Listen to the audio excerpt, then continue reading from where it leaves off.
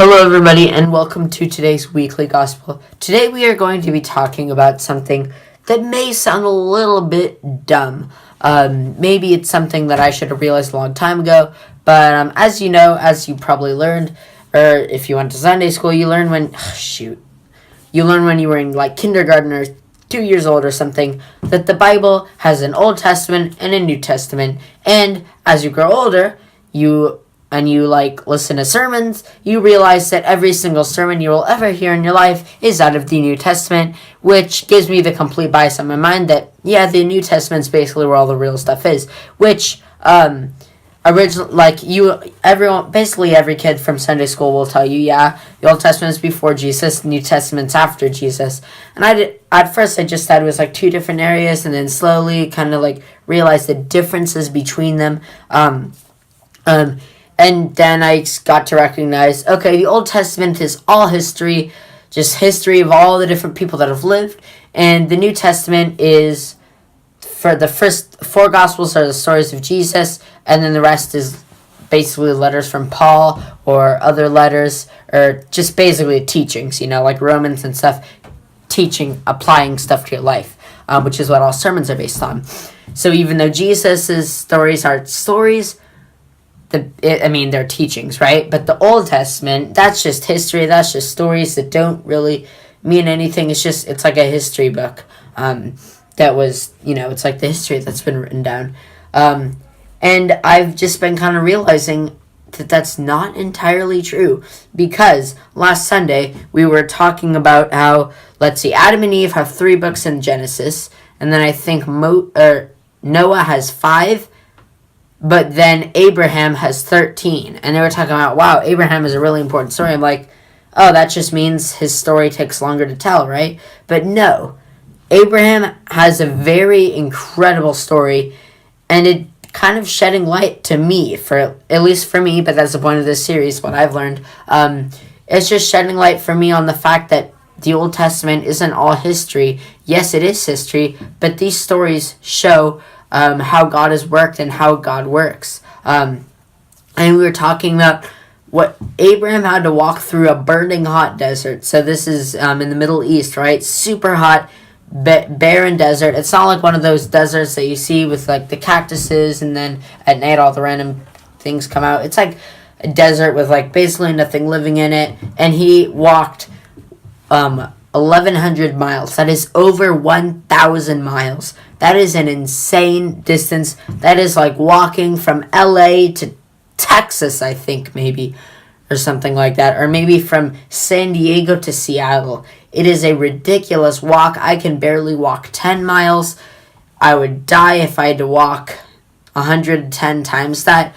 10 miles a day.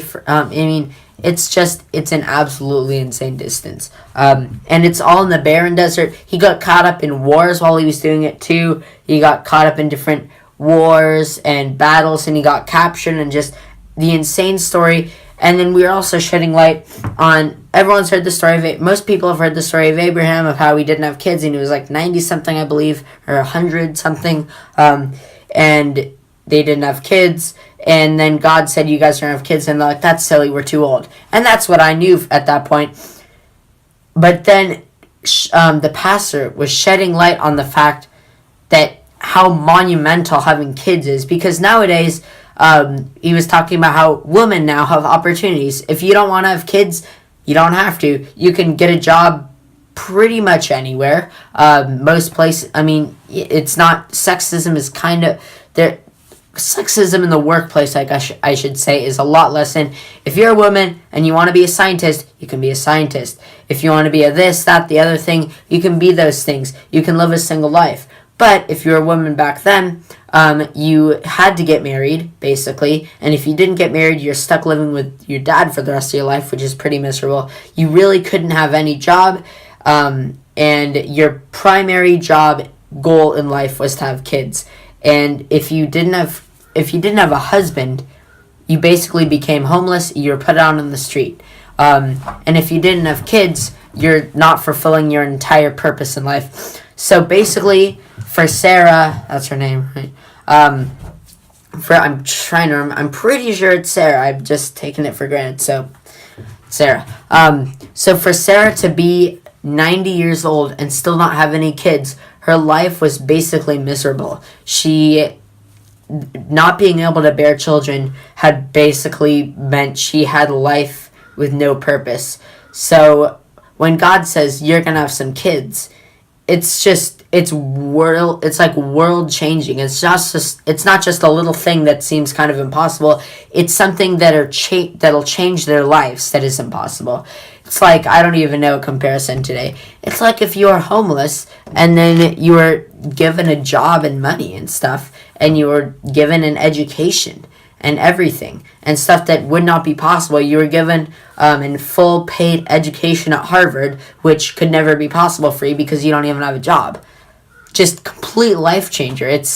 And especially at that age when it's not, when it wasn't seemed to be biologically possible, and just just shedding light on the fact that I think a lot of people, including myself, a little bit, maybe think that God kind of works in the ways where, like, yeah, he does some stuff, but it's not like it doesn't go against this or doesn't go against that. Like, oh yeah, I know why I'm here tonight, because God sent me, because God wanted me here, because God sent me here. Like, yes, that's true, you can say that, but God also works in ways that go against logic, that kind of go against science and what science has told us.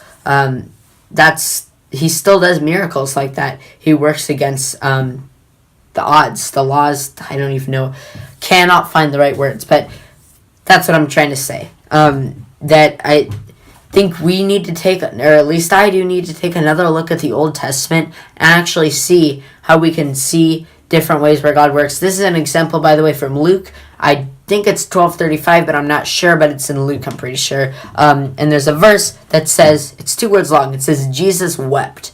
And this is also, it's so great to me, at least, when pastors come up and they preach on something that's not something Jesus said or what Paul said or something. It's something that they did that anyone would read as just part of the story, but it's like, no, actually, this is deeper, and it's so much deeper. Jesus wept. I'm like a normal person reading the story is going to go like, yeah, he's crying because Lazarus died. But then the pastor this morning was saying how incredible it is, because Jesus knew he was going to raise Lazarus from the dead. He knew Lazarus was not going to be dead for long. He was going to bring him back to life, yet he's still weeping, which means even though we are commanded to have this great hope in Jesus, which we should, and we always should have, that doesn't mean we can't grieve. When we have such a great hope, Jesus had a definite hope that, yes, I know Lazarus is going to rise from the dead, yet he still wept, because that's just what man does. And he wept when he was coming into Jerusalem, because he was sad that the people were not repenting. So I just thought that was powerful, kind of shedding light on seeing stories not for like something someone said or what Jesus said or what Paul said or the apostles or something, but on what people did. Like Abraham was never really preaching, really, but his story, it's not just history, it's the big God story. That's what we're doing in Sunday school. It's the big God story. How is God working through stories? And examining stories further than just reading them as like a historical record can really shed light on what God does. So that's your weekly gospel for today. I'm super sorry that all these have been coming out late, and it's been a mess recently, but I'm going to try and film the next one earlier so that I don't screw up again and have this coming out late. So I'm going to try and film it sometime this week as opposed to like Sunday. Thank you for watching. If you like this video, like it. If you dislike this video, dislike it. If you have an epiphany of your own or any other thing you want to say, share your opinion in the comment section down below. And I will see you next time, guys. Bye, bye, bye.